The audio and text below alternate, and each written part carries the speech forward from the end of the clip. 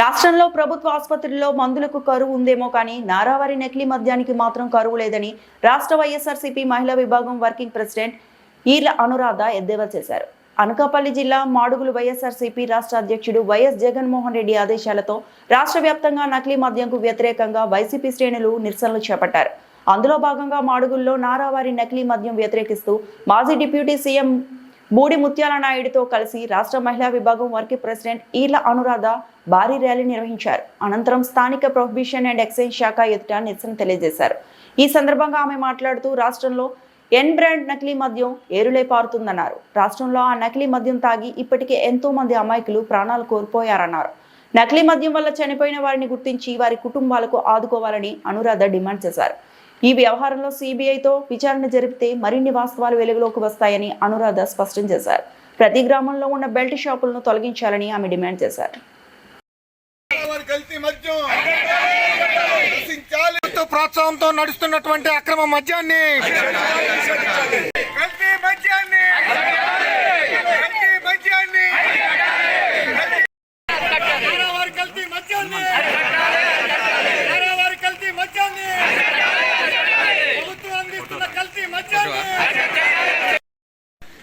మాజీ ముఖ్యమంత్రి వారు శ్రీ వైఎస్ జగన్మోహన్ రెడ్డి గారి ఆదేశాల మేరకు రాష్ట్ర వ్యాప్తంగా ఎక్సైజ్ ఆఫీస్ ఎదురుగా మీ మహిళలతో ఈ కార్యక్రమం చేపట్టడం జరిగింది.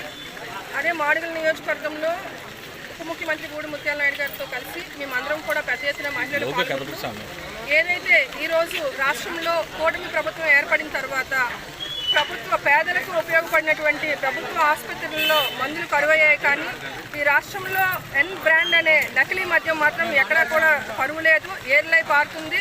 గత ప్రభుత్వంలో అదే జగనన్న ప్రభుత్వంలో ప్రతి ఇంటికి పేదలందరికీ కూడా ఆరోగ్యంగా ఉండాలని చెప్పి వైద్యంకి ఉపయోగపడే విధంగా మందులు సప్లై చేస్తే ఈరోజు ఈ కూటమి ప్రభుత్వం ఏర్పడిన తర్వాత ప్రతి ఇంటికి కూడా పేదలని ఇంకా పాతాళంలోకి తొక్కే విధంగా కల్తీ మద్యాన్ని ప్రతి ఇంటికి డోర్ డెలివరీ చేయడము మనందరం కూడా ఈరోజు చూస్తున్నాము. ఎంతోమంది ఆడబిడ్డలు అందరూ కూడా చాలామంది ఇబ్బంది పడుతూ చాలామంది తాళ్ళు కూడా వాళ్ళు తెగిపోయిన పరిస్థితి ఏర్పడింది రాష్ట్రంలో.